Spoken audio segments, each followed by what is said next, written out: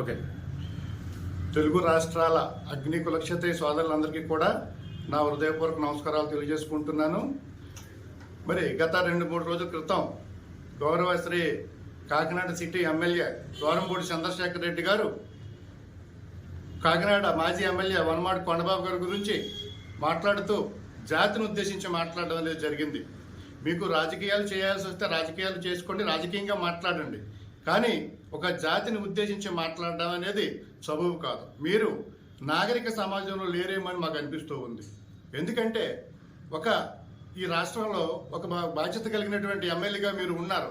ఈ సమాజానికి ఒక మంచి మెసేజ్ ఇవ్వాల్సినటువంటి వ్యక్తి మీరు చదువు సంజలు లేనటువంటి వ్యక్తులా మాట్లాడడం అనేది, ఒక కులాన్ని ఒక జాతిని ఉద్దేశించి మాట్లాడడం అనేది అనాగరికం అనేది మీరు గుర్తుపెట్టుకోవాలి. ఎమ్మెల్యే గారు, మీకు మంచి రోజులన్నీ అయిపోయినాయేమో, చెడు రోజులు మొదలైనవి. ఈ అగ్నికుల క్షత్రియుల గురించి మీకు తెలియదు. వీళ్ళు ₹1 కోటి ఖర్చు పెట్టి 10 కోట్లు దండుకున్నారనేటువంటి మాటలు మీరు మాట్లాడారు. మాకు ఒక చరిత్ర ఉంది. ఆ చరిత్రలో మీరు గతంలోకి వెళ్ళి చూస్తే ఎవరు చేయలేనటువంటి పనులు మా జాతి చేసింది.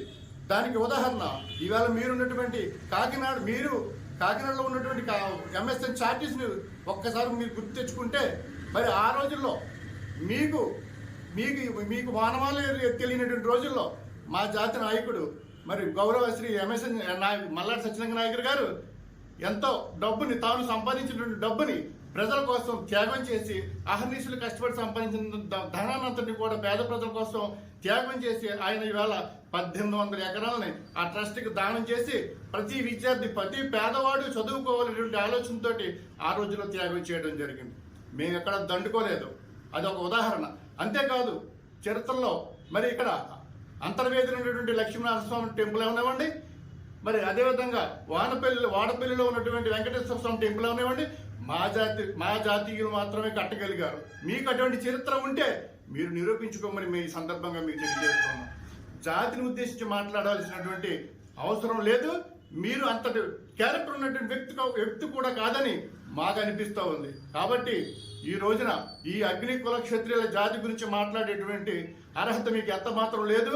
ఇక మీరు ఇప్పుడు తక్షణం క్షమాపణ కోరకపోతే భవిష్యత్తులో చాలా పరిణామాలు ఎదుర్కోవాల్సి ఉంటుందని ఈ సందర్భంగా మా జాతి తరఫున మీకు తెలియజేస్తూ ఉన్నాను. నమస్కారం.